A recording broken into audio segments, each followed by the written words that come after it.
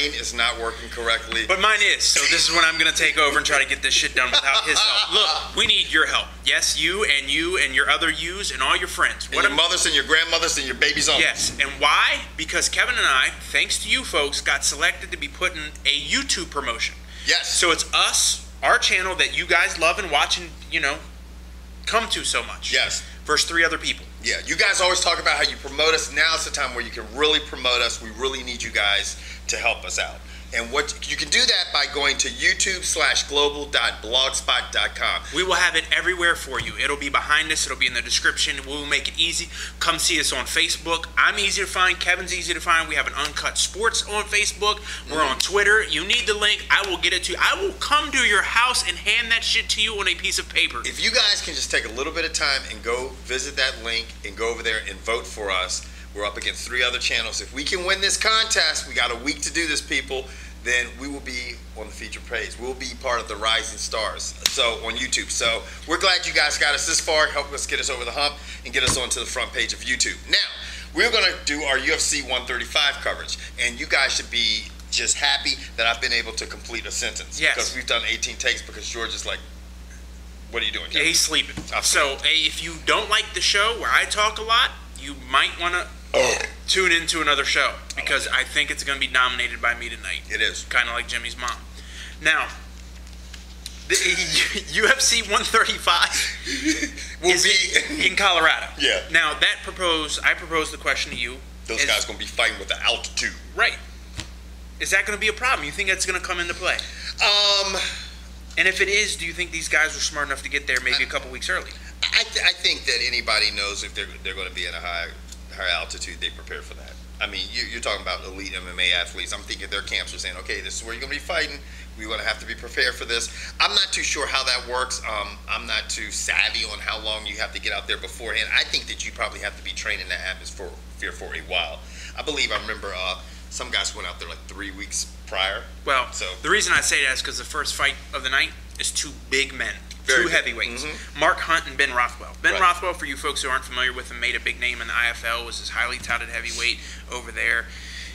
Last fight, he beat Gilbert Ival, but before that, he got TKO'd by Cain Velasquez. Which is acceptable, because Cain Velasquez pretty much TKOs everybody. Now, Ben Rothwell has a distinct size advantage in this fight. He's 6'5" versus a Mark Hunt who is 5'10". Oh, shit, you didn't tell me that. Yeah, Mark Hunt is 5'10".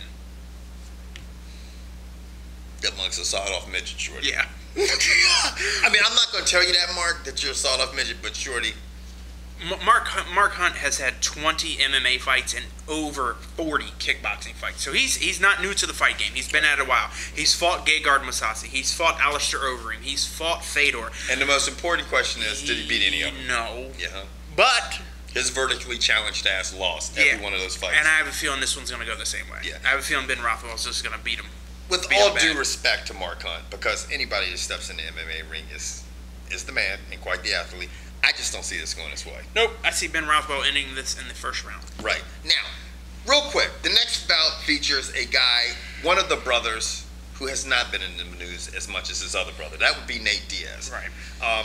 George and I, we're going to make this about a minute, but we had to touch, before we go into the Nate Diaz Gomi fight, we want to talk a little bit about Nick Diaz and his comments. Again. Because it's just bizarre. I mean, George and I like guys that talk shit and crazy. I mean, because that's us. We talk shit and stuff. So did you just hear that? Yeah. How the hell did you just talk through that? I know. We're in the middle of a damn monsoon. It is a major storm going on here and shit. And we're losing power and shit. So, but we're losing power like Jimmy's losing hair. We're not losing that much power, motherfucker. Shorty, when my boy said that motherfucker is God, his barber, you know who you are, Shane.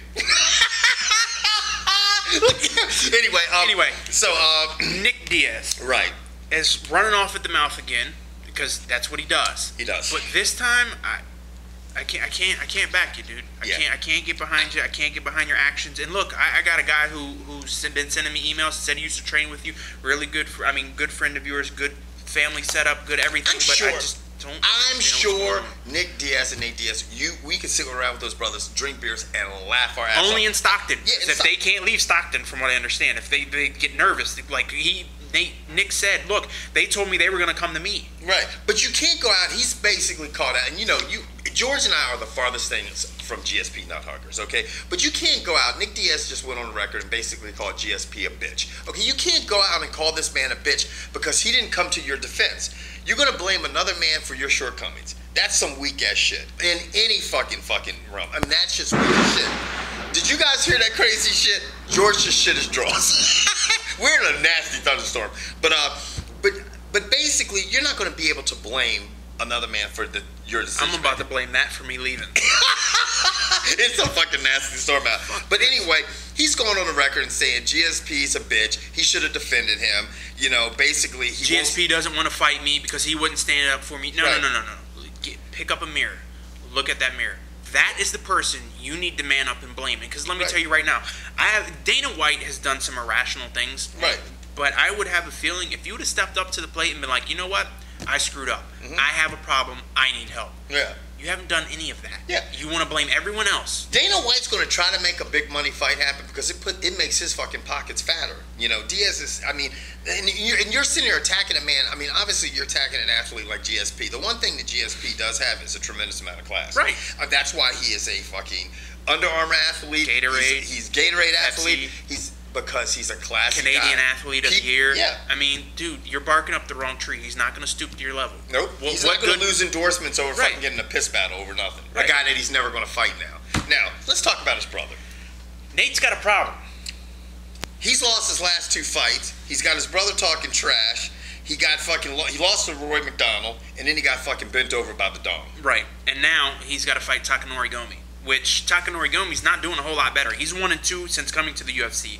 He's lost to Clay and Kenny Florian, but he beat Tyson Griffin. Does he even fight anymore, Tyson Griffin? He is, but he's kind of been on the decline. I mean, I don't know if he'll get it back. Is Tyson Griffin even in the UFC anymore? I'm not sure where Tyson Griffin is. Neither am I. I don't think Walter knows where he's at. I got some Tyson chicken in the refrigerator. We'll cook some shit up. Shocker, a black man has chicken in his fridge. Now, who do you have in this fight? Nate Diaz. I'm gonna just because of the youth. Yep. He's 6 years younger. But like they said, the Diaz brothers know nothing but fighting. Yeah. So then you should be familiar with how to fight and how fights work. I think the people that Diaz has lost to were pretty formidable opponents. I think he's going to bounce back this fight and get the win. That's my personal opinion on it. You guys can say I don't think so, but hey. Now overall, and look, this is where I get flack for being negative. But overall, this undercard is not that appealing. Yeah. I mean, honestly, if I look at this card, this undercard, I mean, the good fight that you have, and I mean, I know you're going to have some MMA enthusiasts go out there, oh, you guys can appreciate it. No, look, shut the fuck up with that shit, okay? This is a fight night card, bitches. Don't come at me with that dumbass shit. You know what I'm saying? It's too fucking late at night for me to even explain this shit. I'm ready to fall out, nigga. You know what I mean? Look, I mean, people are like, oh, you guys don't appreciate the sport. Yes, I appreciate it, but you've got Rampage Jackson fighting Jon Jones, and you've got these on the undercard. I don't appreciate Kevin having to pay $60 for me to watch this in his house. That's what I don't appreciate. You know what I'm saying? But and we're not disrespecting the fighters. This is nothing towards them. To do with that. These guys are going out there and they're putting their ass on the line to entertain us. Right. So damn it, I hope you entertain us, because now my man Travis Browne is going to be fighting Rob Broughton. We're so unprofessional, and we love it, bitches. I mean, I don't know how to say homeboy's last name. Does that mean I don't know anything about the sport? No. Rob Broughton. Okay. Call up Joe Rogan and ask him, man. Call that nigga on the back. Travis Browne is going to win this fight, walking away. Just because we can say his name better, and just because his name reminds me of Browne, he said, right now I am a hungry motherfucker. And that Bama is 12-0 with 9 knockouts. Yeah. He's about to be 13-0 with 10 knockouts. Yeah, in all seriousness, we're clowning, but we definitely got to go for Travis Browne on this. Yeah, my man Rob has only had one fight in the UFC. His opponent at that time, I'm not even touching that one, but that dude ended up testing positive for a steroid. Yeah, so Vinicius Kiddos. Yeah, he's probably out of the MMA. Yeah, but other than that, I mean, his opponent, the only other guy that this dude Rob has fought that I even recognized was 2008 when he beat Rico Rodriguez. Yeah, and I think at that point, fucking Rico Rodriguez was snorting cocaine off a hooker's ass in some casino in Vegas. Yeah. Just saying. Where's that guy right now? He got knocked out probably by Seth somewhere in a hotel room having fun. No, he got knocked out by Seth Petrozelli. Talking about, I'm going to make a comeback. And right out the door. Right, that shit lasted 3 seconds. Now, The reason why anyone and everyone's going to pay $60 for this, and let me tell you, if this was the only fight on the card, I would convince Kevin that he would need to spend $60 on this. Because I would watch Jon Jones fight in the back alley versus 3 dudes. Jon Jones is just phenomenal. This fight, I think a lot of things can come out of this fight. I mean... Yeah, the winner fights the winner of the Rashad Evans fight. Right. I mean, no, they're fighting Rashad Evans. Yeah. What am I talking about? Yeah, Rashad Evans beat Tito Ortiz. Yeah. And now... If it's, I mean, Jon Jones is the favorite, okay? I would imagine. He's the favorite. Landslide, if you will. You look at some of the things, like when you look at the old Pride fights, when Vanderlei gets Rampage in the clinch and starts throwing those knees and stuff like that, that has always presented a problem for Rampage Jackson. Knees and feet and shit coming up towards his head has always been his downfall. That's usually how knees and shit and stuff coming up towards his head. Can you imagine that as a fighter, somebody throwing something at your head would be a problem? Yeah, it's just not good. Now, with that being said, Rampage Jackson has got a crazy amount of heart. He comes forward, he fights you, and he's got a phenomenal chin. The one thing, he's got a phenomenal chin, and the one thing that everybody is wondering about Jon Jones, that they're saying his chin is yet to be tested. Well, if there's one person that's going to try to test it, I would have to believe that's Quinton Rampage Jackson.